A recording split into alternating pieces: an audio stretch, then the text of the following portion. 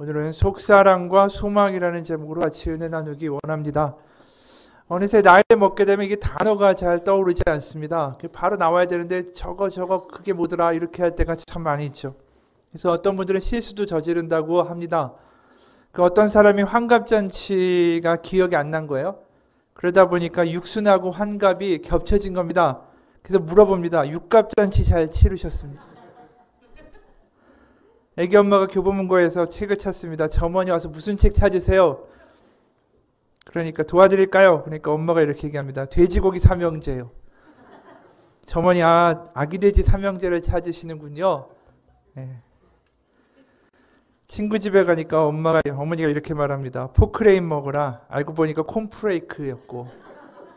커피 전문점에 가서 당당하게 커피 시킵니다. 아프리카노 한 잔만 주세요. 네, 웃음이 나지만 한편으로는 점점 이렇게 돼가는 우리의 모습을 보게 될 때 씁쓸하죠. 예. 나이를 먹으면 다 이렇게 됩니다. 조금씩. 그 에릭 에릭슨이라는 이 심리학자가 있습니다. 이 사람이 인생의 8단계로 구분해서 성장 발달론이라는 것을 이제 이론으로 만든 사람입니다. 그러니까 이 사람의 이론에 따르면 인생의 마지막 단계가 65세 이후에 이제 찾아오게 되는데, 그 시기에서 인간은 지나온 삶을 돌아보면서 자신의 인생이 정말 헛된 것이 아니었다라는 것을 확인할 때, 그때 이제 성취감과 안도감이 온다, 이렇게 말을 했습니다. 그게 되지 않으면 자신 인생이 헛됐다라는 어떤 절망감에 빠지게 된다라는 거죠. 그래서 이제 그게 마지막의 인생의 최종 그 단계라는 겁니다.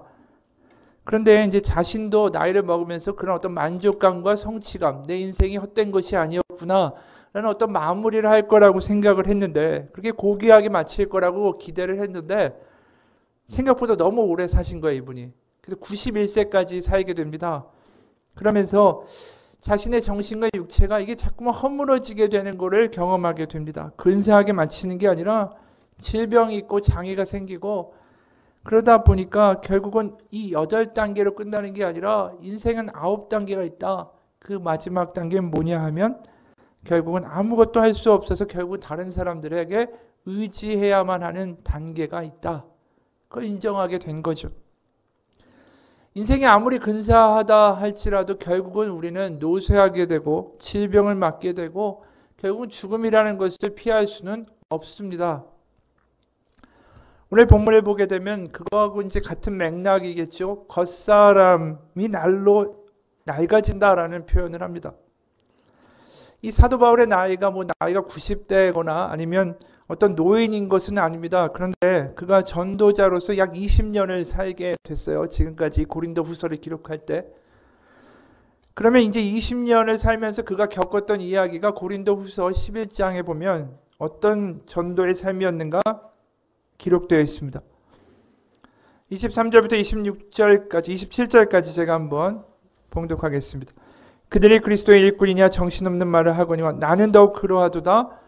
내가 수고를 넘치도록 하고 옥에 갇히기도 더 많이 하고 매도 수없이 맞고 여러 번 죽을 뻔하였으니 유대인들에게 40에서 하나 감한 매를 5번 맞았으며, 그러니까 39대 되는 매를 5번이나 맞았다라는 거죠. 3번 태장으로 맞고 1번은 돌로 맞고 3번은 파선하고 일주일을 깊은 바다에서 지냈으며 여러 번 여행하면서 강의 위험과 강도의 위험과 동족의 위험과 이방인의 위험과 시내의 위험과 광야의 위험과 바다의 위험과 거짓 형제 중에 위험을 당하고 또 수고하며 애쓰고 여러 번 자지 못하고 줄이며 목마르고 여러 번 굶고 춥고 헐벗어노라. 그러니까 이게 어떻게 보면 전도 생활의 고생담이에요. 이 고생 가운데 육신이 아프고 겉사람이 낡게 되는 것은 당연한 일입니다. 그런데 그가 거기서 멈추는 게 아니라 거기서 동시에 이런 이야기를 하는 거예요. 16절에 보면 그러므로 우리가 낙심하지 아니하노니 우리의 겉사람은 낡아지나 우리의 속사람은 날로 새로워지도다. 속사람이 날로 새로워진다라고 말씀합니다. 도대체 이 속사람은 무엇이길래 이렇게 날로 새로워진다라고 이야기할 수 있을까? 우리가 이 같은 고린도후서 4장의 7절을 보게 되면 그 근거가 있어요. 뭐라고 말씀하냐 하면 우리가 이 보배를 질그릇에 가졌으니 이는 심히 큰 능력은 하나님께 있고 우리에게 있지 아니함을 알게 하려 함이라. 그러니까 자신의 몸과 육체, 겉사람은 한마디로 질그릇이다라는 거예요. 보잘것없는 그릇이고 연약한 그릇이고 결국은 죽음을 맞이할 수밖에 없는 그릇이지만 그 안에 보배가 담겨 있다. 그 보배가 바로 속사람이라는 거예요.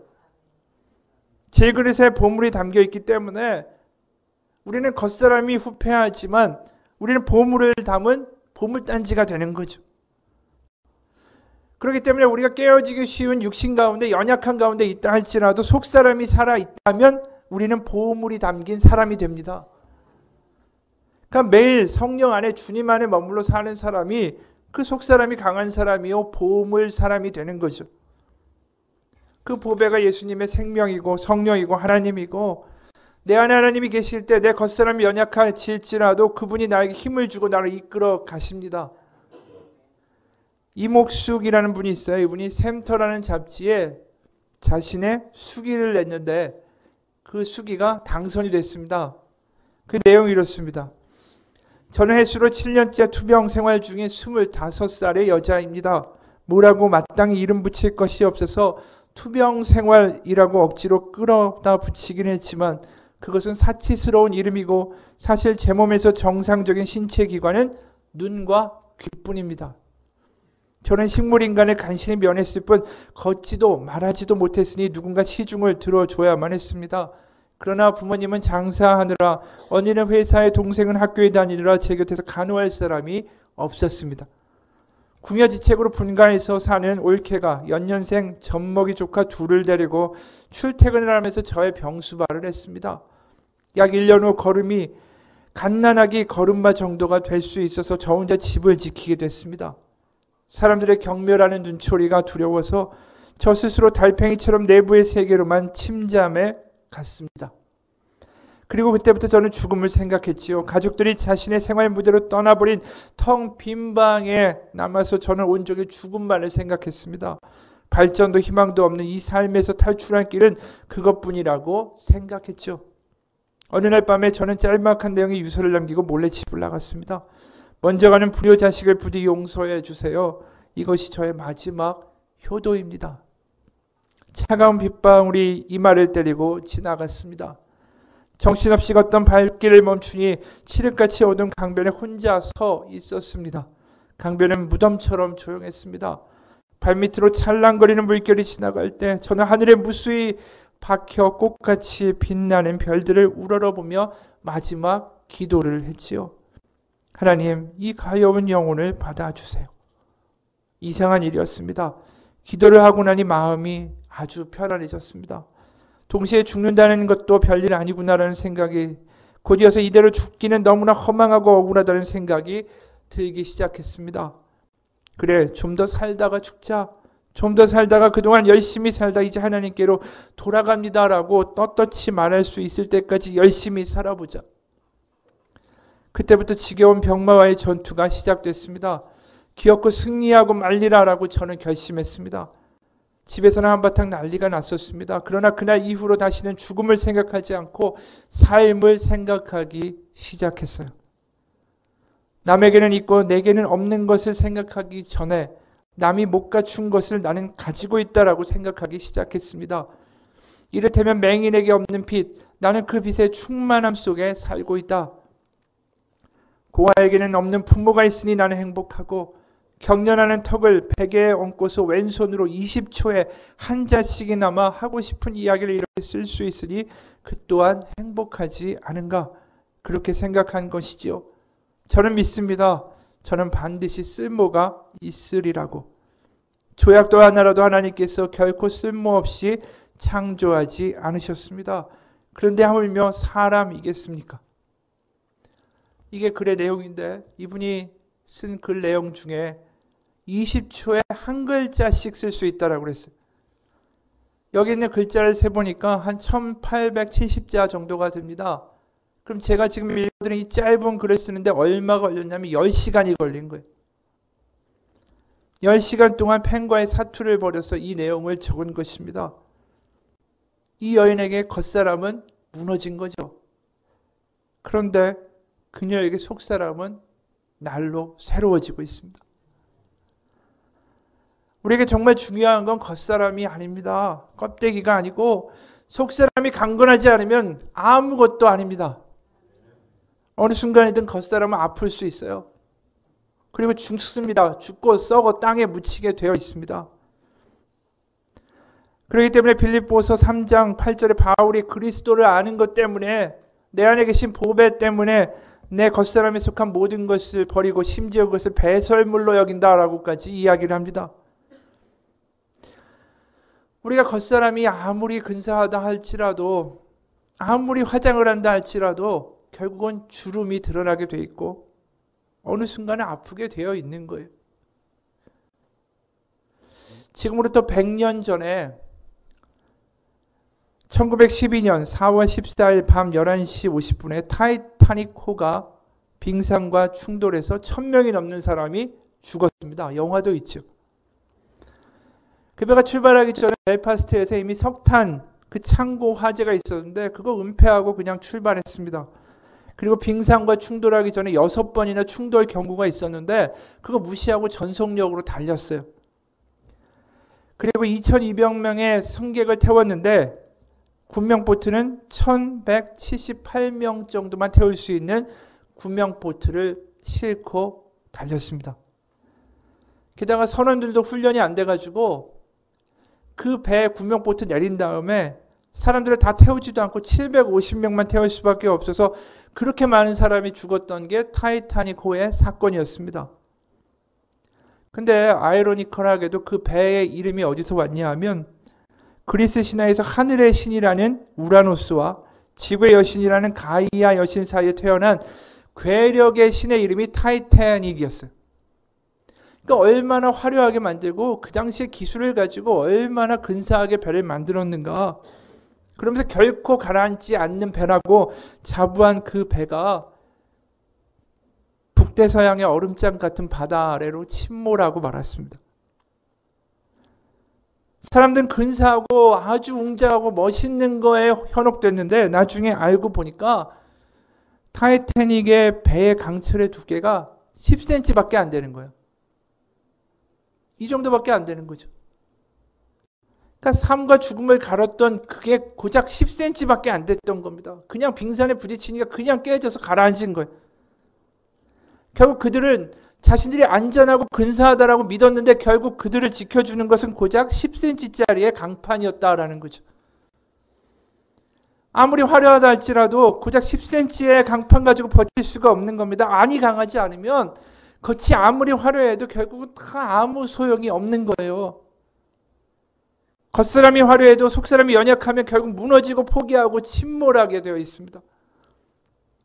어떤 아이가 길바닥에 앉아서 엉엉 울고 있었어요. 친구가 다가와서 묻습니다. 왜 울어? 내가 이 언덕에서 넘어졌는데 팻말을 보니까 여기서 한 번 넘어지면 3년밖에 못 산대. 말도 안 되는 얘기인데 한참을 보고 있던 친구가 이렇게 말합니다. 그러면 여기서 1000번 정도 넘어지면 되잖아. 그렇죠. 1000번 넘어지면 3000년이 되니까. 울고 있던 아이가 그래? 그러면서 뒤통수를 긁적였다. 이게 웃긴 이야기고 말도 안 되는 이야기 같지만 사실 여기에 포인트는 뭐냐면 속사람이 강건하면 똑같은 것을 보고도 다른 이야기를 한다라는 겁니다. 그렇기 때문에 우리의 속사람이 강해지는 거에 대하여 가장 반대하는 게 누굴까요? 사탄이고 마귀입니다. 쉽게 그냥 쿡 치면 그냥 자빠지고 침몰하라고 우리를 자꾸만 찔러대죠. 종교개혁자 루터가 이런 말을 했습니다. 마귀는 언제나 미래를 지워버리는 특징을 가진다. 다시 말해 장래가 없다. 소망을 품지 못하게 만드는 게 마귀의 정체이고 본질이다. 그러기에 그리스도를 담대히 믿는다는 것은 어떤 시련과 절망의 상황 가운데서도 미래에 대한 소망을 붙잡는다는 의미이다. 바로 어려운 가운데 소망을 볼 수 있는 거, 생명이 있는 거, 그것은 그 속사람 가운데 하나님의 능력이 있고 하나님의 임재가 있을 때만 가능합니다. 그래서 속사람이 강해지면 우리가 보는 눈이 달라지는 거예요. 그러니까 사도 바울이 에베소 교회에다가 편지를 보내면서 내가 이렇게 당신들을 위해서 기도합니다. 하면서 이제 기도문을 적었는데 거기에 이렇게 되어 있습니다. 이름으로 내가 하늘과 땅에 있는 각 족속에게 이름을 주신 아버지 앞에 무릎을 꿇고 비노니 그의 영광의 풍성함을 따라 그의 성령으로 말미암아 너의 속사람을 능력으로 강건하게 하시오며. 이게 사도 바울이 교회를 향한 간구고 기도예요. 우리가 우리 스스로에게 한번 물어봤으면 좋겠어요. 내가 속사람이 어떤가? 우리가 겉사람의 건강은 건강검진을 받습니다. 근데 정말 내가 속사람은 어떨까? 생각해 보신 적이 있습니까? 정말로 바울의 고백대로 속사람은 강건하십니까? 거기에 대해서 뭐라고 대답할 수 있을까? 과연 세상을 이길 능력을 가지고 있는가? 사람들의 말과 사람들의 눈초리와 사람들의 이야기에 흔들리지 않을 수 있을까? 오늘 성경에서는 그 속사람의 결국 궁극적인 지향점은 어디인가? 결국은 부활이다라고 이야기합니다. 18절에 보면 우리가 주목하는 것은 보이는 것이 아니요 보이지 않는 것이니 보이는 것은 잠깐이요 보이지 않는 것은 영원함이라. 베드로전서에도 이렇게 이야기하죠. 소망이 무엇인가? 1장 3절부터 4절 보면 우리 주 예수 그리스도의 아버지 하나님을 찬송하리로다. 그의 많으신 긍휼대로 예수 그리스도를 죽은 자 가운데서 부활하게 하심으로 말미암아 우리를 거듭나게 하사 산 소망이 있게 하시며 썩지 않고 더럽지 않고 쇠하지 아니하는 유업을 있게 하시나니 곧 너희를 위하여 하늘에 간직하신 것이라. 우리가 예수님을 믿는다고 해서 다 속사람이 강건하고 속사람으로 사는 것은 아니죠. 소망을 가지고 품고 살 수 있는 것 아닙니다. 거듭났다고 하지만 속사람이 겉사람에게 압도되어 사는 사람들도 많이 있습니다. 믿는 사람의 실력은 어디에 있냐면 얼마나 자신이 그 사람이 속사람으로 살아가고 있는가. 교회의 실력은 어디 있냐면 속사람으로 살아가는 사람들이 얼마나 그 교회에 많은가에 달려 있습니다. 그러게 속사람의 성령의 능력으로 강건해지도록 우리가 같이 예배하고 공동체로서 서로 권면하고 격려하고 축복하고 그렇게 살아가라고 하나님 이 교회를 부르시고 만드신 거죠. 시편 133편에 보면은 1절부터 3절에 이런 말씀이 있습니다. 보라 형제가 연합하여 동거함이 어찌 그리 선하고 아름다운고 머리에 있는 보배로운 기름이 수염 곧 아론의 수염에 흘러서 그의 옷깃까지 내림 같고 헐몬의 이슬이 시온의 산들에 내림 같도다. 거기서 여호와께서 복을 명령하셨나니 곧 영생이로다. 이게 그냥 만들어진 게 아니라 바로 신앙의 공동체를 향하여 주는 말씀입니다. 이게 신앙의 공동체의 모습이라는 겁니다. 바로 격려하면서 소망을 가집시다. 이게 끝이 아닙니다. 부활이 있고 영생이 있고 우리 가운데 그냥 십자가의 고난으로 끝나는 것이 아니라 또 다른 하나님의 길이 있습니다 라고 이야기하며 살아갈 때 그게 마치 어떤 모습과 같냐? 바로 여기에 2절에 이야기한 것처럼 여기 아론은 대제사장이죠. 대제사장에게 어떻게 임직합니까? 그에게 기름을 붓습니다. 기름을 부으니까 그게 아론의 수염에 흘러서 그의 옷깃까지 내린 것 같다라고 표현하는 거예요. 결국 기름 부으심은 뭡니까? 성령입니다. 바로 그 공동체가 서로 의지하며 같이 살아갈 때 그곳에 하나님의 성령의 기름 부으심이 있고 그 다음에 뭐가 있냐 하면은 3절에 보면 헐몬의 이슬이 시온의 산들에 내린 같도다. 이 헬몬산은 고산지대입니다. 거기에 아침에 이슬이 얼마나 많이 맺히는지 그 이슬들이 다 모여서 요단강의 강줄기로 만드는 거예요. 결국 생명의 물줄기, 생명의 생수가 하나님을 믿고 소망을 품고 속사람으로 살아가고자 하는 그 공동체 가운데 흘러간다라는 겁니다. 그 공동체 가운데 속사람들이 강건해지는 거예요. 소망이 생기는 겁니다.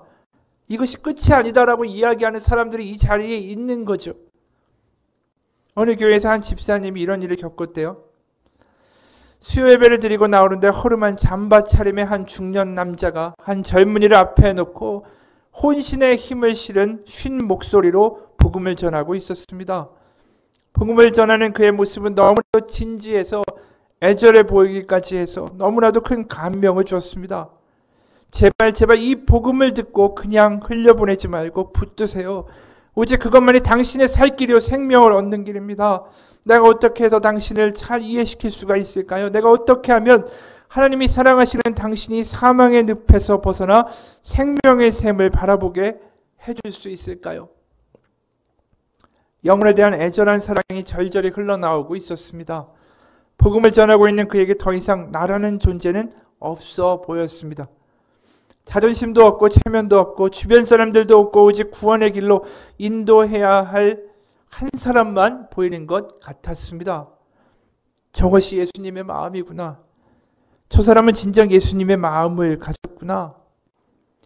그런데 그 사람을 자세히 보려고 다가갔다가 깜짝 놀랐습니다. 제가 아는 사람이었습니다. 저희가 전에 섬겼던 교회 여집사님의 남편이었습니다. 그는 당시 예수님을 믿는 이가 아니었습니다. 아니 그럴 가능성이 조금도 보이지 않던 사람이었습니다. 자기 아내를 교회에 오래 붙잡아두고 집에 안 보낸다고 목사님한테 따지고 대들던 사람이었습니다. 그 후에 그 집사님 가정이 교회를 옮겼고 누뚱이가 태어났고 그 집사님 남편이 놀랍게 변화됐다라는 소문이 들렸습니다. 어떻게 뒤집어졌길래 여기까지 소문이 나나? 물었더니 그냥 예수 믿는 사람이 된 것이 아니라니까 아주 예수님께 붙잡혀 산대라는 이야기를 듣고 꽤나 착실한 믿음을 가지게 되었나 보다라고 생각을 했었습니다. 그런데 그를 지금 교회에서 본 것입니다. 이 전도하는 분에 대해서 또 다른 분이 이런 글을 남겼어요. 또 자세하게 이분이 어떤 분인가 이야기해 주는 글입니다. 바로 이분은 교회 경비로 섬겼던 고 김대영 집사님이라는 분입니다. 그는 조경 전문가였는데 나는 죽고 예수로 사는 십자가의 복음을 듣고 회심한 이후에 사람이 완전히 변화되었습니다. 세례 간증 때 자신의 죄를 너무나 솔직히 고백하여 많은 이들에게 큰 충격을 줬는데 그 후에 정말로 예수만 믿는 전도자의 삶을 살았습니다. 중국 선교사로 부름받고 선교사 훈련을 받으면서 교회에서 경비로 일을 했는데 함께 일하는 분들을 제자 훈련시키고 교회에 오는 노숙자들을 주님의 사랑으로 품고 전도하고 많은 교인들에게 감동을 주었습니다. 그러던 그가 대장암 말기 판정을 받은 후에도 오랫동안 기도하던 중국의 나환자촌으로 가서 섬겼습니다. 암 말기인데 어떻게 중국 나환자촌으로 가려느냐라고 물었더니 웃으며 대답했습니다. 조금 더 망설임 없게 해주신 하나님을 찬양합니다. 중국 나환자에게로 간다고 결단을 했지만 마음에 정말 조금의 갈등은 있었는데 암 말기라는 이야기를 듣고 나니까 그런 갈등마저도 다 사라졌다라는 것입니다. 정말 집사님은 복음을 삶으로 살아낸 증인이었습니다. 이분이 언젠가 금요 집회에서 간증을 하는데 강단에 서서 성전 파수의 사명을 맡은 김대영 집사님이라고 자기를 소개했습니다. 누가 그 집사님에게 성전 파수의 사명을 맡겼을까? 그건 목사도 아니고 장로도 아니고 바로 주님께서 직접 그 집사님에게 맡긴 것입니다. 그분은 말로만 그렇게 한 게 아니라 그 마음으로 경비를 섰습니다. 교회에 오는 모든 이들을 주님의 마음으로 맞이한 것입니다. 그러니 교회를 경비한 것이 아니라 주님의 마음으로 성전을 파수하였고 힘들고 어려운 이들에게 목회하였습니다. 교인들이 그분에게 기도받으러 줄을 섰을 정도였습니다. 그래서 그분의 장례식 때 너무나도 많은 사람들이 슬퍼했습니다. 여러분, 겉사람이 연약해지지만 속사람이 강건하다라는 게 바로 이런 삶입니다. 속사람이 강건해진다라는 것은 소망이 있는 겁니다. 어떤 상황이든 간에 소망이 있고 희망이 있고 능력이 있는 것이 바로 속사람의 모습입니다. 우리가 예배하죠. 교회는 세상의 공동체가 아닙니다. 겉을 더 꾸미고 겉을 더 치장하고 겉모습에 신경 쓰는 것이 아니라 속사람의 강건함과 부활과 성령과 하나님의 소망을 이야기하는 곳입니다. 그렇기 때문에 우리의 겉사람이 못나도 상관없고 우리의 질병도 문제가 없고 우리가 가진 것이 없어도 상관이 없습니다. 우리가 배운 것이 부족한 것도 문제가 되지 않죠. 우린 다 질그릇입니다. 그리고 그곳에 보아와 성령이 담긴 사람들입니다. 속사람이 귀한 줄 아는 사람들이다 라는 것이죠. 여러분 한번 생각해 봅시다. 만약에 우리가 보화가 있다면, 아주 귀중한 보석이 있다면 그걸 누가 질그릇 같은 데다 담겠습니까? 다 근사한 그릇 아니면 금고에다가 집어넣지. 근데 하나님이 하신 일은 무엇이냐 하면 바로 그 질그릇 가운데 하나님의 보배를 두셨다라고 이야기합니다. 왜 그럴까?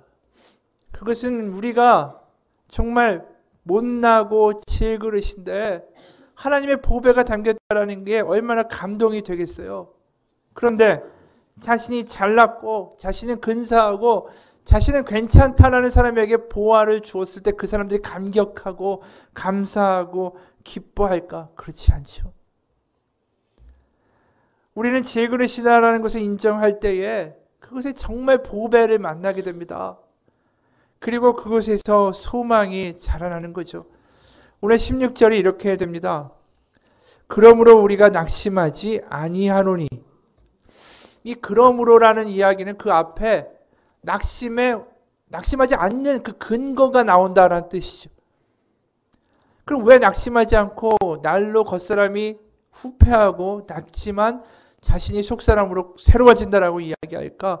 14절 15절을 보면 주 예수를 다시 살리신 이가 예수와 함께 우리도 다시 살리사 너희와 함께 그 앞에 서게 하실 줄을 아노라. 이는 모든 것이 너희를 위함이니 많은 사람의 감사로 말미암아 은혜가 더하여 넘쳐서 하나님께 영광을 돌리게 하려 함이라. 이 부활의 소망이 있다라는 거죠. 그리고 동시에 뭘 얘기하냐면 나를 살리사가 아니에요. 우리를 살리사요. 우리를. 신앙의 공동체를 하나님이 살리사 그 가운데 산 소망을 갖게 하시고 이 땅을 살아가면서 하나님의 소망을 가지고 살아가는 교회를 하나님이 만드셨다. 그런 공동체 안에서는 겉사람의 연약함이 하나도 문제가 안 돼요. 제가 미국에서 학교를 다닐 때 거기에 교수님 중에 스테니 하워완스라는 분이 있었습니다. 그분이 자기가 다니는 작은 교회가 있는데 거기서 일어난 이야기 하나를 소개합니다. 그 교회는 그 교회에 평생 섬기고 다녔던 90대 노인 할머니가 있었대요. 근데 그분이 이제 성찬을 하는 성찬 주일이 되면은 손주와 함께 보행기를 이 앞에다 이렇게 끌고서 예배에 옵니다. 근데 성찬을 받으러 앞에 나와야 되잖아요. 그럴 때 되면 손주의 손을 잡고 걸어 나오시는 거예요. 그분이 뒤에서 앞까지 걸어 나오는데 한 3분 정도가 걸리는 거예요. 한 걸음, 한 걸음. 그분 때문에 모든 교인들이 기다려야 되는 거죠. 이 마음이 급한 사람들한테는 답답한 일일 수가 있습니다. 그런데 모든 교인들이 목사님부터 장로님 모든 교인들이 그 노인분이 성찬 때를 향해 나갈 때까지 기다리면서 그분을 바라보는 거예요. 그런데 그 순간이 이 교수님한테는 가장 거룩한 순간으로 느껴진다라고 이야기합니다. 왜냐하면 바로 그 순간 그 신앙 공동체가 우리 겉사람은 날로 후패하지만 우리는 거룩하신 예수를 바라봅니다. 라는 고백을 같이 드리는 순간이기 때문이라는 거죠. 겉사람만 보는 사람들에게는 이 나이가 먹고 몸이 불편한 90대의 노인이 거추장스럽게 보일 수 있습니다. 하지만 속사람을 보면 그 안에 다 예수님의 보배가 담긴 그런 사람들이에요. 다 질그릇이고 그 안에 예수님의 보배가 담긴 거죠. 우리는 똑같이 연약한 가운데 소망을 가지고 살아가는 지체들입니다. 그 미국에는 한 540만 명의 치매 환자들이 있어요. 그래서 우리나라에도 점점 늘어나죠. 근데 이제 제가 그 다니던 아까 그 학교에 똑같은 교수님 중에 감리교 주교인 분이 있었습니다. 케네스 카더라는 분인데 이분이 55년 동안 결혼 생활을 해왔어요. 그러다가 그분의 아내가 치매에 걸렸습니다. 그러니까 교수직을 버리고 나서 아내를 위해서 치매 요양센터가 있는 동네로 이사를 했습니다. 그래서 요양원 길 건너에다가 집을 이제 마련하고 병원에 통원을 했어요. 그런데 증세가 심해지니까 결국 아내가 요양소에 들어갔습니다. 그리고 그분이 따라 들어가서 그 요양소의 원목이 됐습니다. 그리고 이렇게 말을 합니다. 예배를 드리면서 주일마다 사도신경을 외우면 약 50% 정도는 따라서 외웁니다. 그리고 80%의 사람들은 주기도문을 암송합니다. 그런데 이분들은 한 문장조차 제대로 말을 만들지 못하는 사람들입니다. 어떤 분은 자신의 모국어인 포르투갈어로 Amazing Grace 찬양을 부릅니다. 이제는 다 잊어버려 기억도 안 나는 말인데도 말입니다. 이 교수님은 성찬식을 거기서 시작했어요. 몸이 불편한 사람들에게 빵을 찍어서 직접 그의 입에 넣어줬습니다. 그러면서 이렇게 말합니다. 이것은 정말 친밀한 경험입니다. 마치 주님이 제자들에게 주신 그 고통과 연약한 가운데 이루어진 성만찬처럼 말입니다. 사람의 정체성과 가치는 하나님께 달린 것이지 그 사람의 능력에 달린 것이 아닙니다. 우리가 함께한 55년의 시간 동안 늘 따스하게 사랑한다고 말해온 제 아내는 더 이상 저한테 사랑한다라고 말을 할 수가 없습니다. 그러나 저는 어떤 대답이나 응답을 바라지 않고 사랑하는 것을 배웁니다. 돌아오는 메아리가 없어도 또 부족해도 하나님은 제 안에서 알게 하십니다. 하나님의 무조건적인 사랑이 무엇인지 말입니다. 이거를 읽으면서 마음이 짠했습니다. 55년의 세월이 바람처럼 사라져 버렸어요. 사랑하던 아내가 기억을 잃었습니다. 그것만큼 마음 아픈 게 없겠죠. 아내가 기억하지 못해도 남편은 기억합니다. 그리고 사랑하죠. 근데 우리가 이 남편을 보면서 느끼는 건 마음 가운데 절망이나 허무나 공허함이 서 있지 않다라는 거예요. 그 안에 산소망이시고 우리의 사랑 되신 예수 그리스도가 있기 때문입니다. 그분이 이렇게 살 수 있는 건 그분의 속사람이 강건하기 때문이에요. 지금 이 자리에 바로 예수 그리스도가 계십니다. 그분이 오셨어요. 왜 오셨을까? 겉사람을 가지고 살아가다 결국 무너지고 다치고 연약할 수밖에 없는 우리들이 불쌍해서 이 땅 가운데 오셨습니다. 바로 그분이 우리의 소망 되어 주려고 이 땅 가운데 오셨습니다. 바로 죄 없는 자신을 들여 우리의 모든 허물과 좌절과 상처와 고통을 씻어주신 분입니다. 세상은 꿈이 없다라고 이야기합니다. 세상은 끝이라고 이야기합니다. 세상은 너에게 일어난 이 일이 저주라고 이야기하지요. 그러나 우리가 울고 있고 한숨 쉬고 그러고 있을 때 주님이 말씀합니다. 일어서라 내 딸아 내 아들아 내가 너와 함께 하노라. 여인이 어찌 그 젖 먹는 자식을 잊겠으며 자기 태에서는 아들을 긍휼히 여기지 아니하겠느냐. 그들은 혹시 잊을지라도 나는 너를 잊지 아니할 것이라. 우리는 다 연약한 사람들일 뿐입니다. 조금 근사하다 할지라도 결국은 다 비슷비슷합니다. 우리의 힘으로 결국 할 수 있는 것은 다 한계가 있습니다. 하나님의 나라가 임하였다. 예수님이 이 땅에 오셨다. 복음이 왔다. 그것은 다른 게 아닙니다. 질그릇 같은 겉사람 연약한 우리 가운데 하나님의 소망, 하나님의 보배, 하나님의 성령이 오셨다라는 뜻입니다. 꿈을 꿀 수 없는 사람들이 다시 꿈을 꿀 수 있게 되고 낙심의 자리에 다시 한번 소망을 이야기하고 눌리고 갇힌 사람들이 자유를 경험하고 겉사람은 후패하나 속사람은 날로 강건해지는 것을 경험할 수 있습니다. 그게 예수님의 복음이고 하나님의 사랑입니다. 그 증인들이 우린 거죠. 그렇기 때문에 우리 가운데 연약하고 쓰러진 이들 가운데 가서 말해야 됩니다. 하나님이 우리 가운데 계십니다. 그것이 우리의 예배고 그것이 우리의 모임이고 그것이 우리의 신앙 공동체 되기를 주님의 이름으로 축원합니다. 같이 기도하겠습니다. 하나님 아버지, 우리의 겉사람은 연약합니다. 세월을 막아보려고 하지만 우리의 두 손으로 막을 수 없습니다. 결국 쓰러지고 연약하고 어느 순간에는 그렇게 갈대처럼 꺾여버리는 우리의 삶 가운데 하나님 속사람을 강건케 하사 우리 가운데 소망을 허락하여 주셨습니다. 세상은 끝이라고 이야기하고, 세상은 네가 가진 것이 무엇이냐 이야기하고, 세상은 네가 별 볼 일 없다라고 이야기할지라도 우리 안에 있는 속사람, 우리 가운데 있는 보배이신 예수님은 우리에게 말씀하십니다. 아니다. 이것이 끝이 아니고 너에게는 소망이 있고 새 길이 있다. 나는 너에게 길이고 소망이며 부활이니라. 하나님, 우리가 이 시간 하나님의 성찬에 참여합니다. 바로 예수님의 피와 살을 먹으며 우리 가운데 진짜 찾아오신, 이 땅에 진짜로 찾아오신 예수 그리스도, 소망 없는 우리의 겉사람의 인생 가운데 다가오신 예수님의 손을 잡으며 그분과 함께 다시 한번 일어서는 역사가 우리의 성찬식 가운데 있게 하여 주시옵소서. 살아계신 예수 그리스도의 이름 받들어 기도합니다.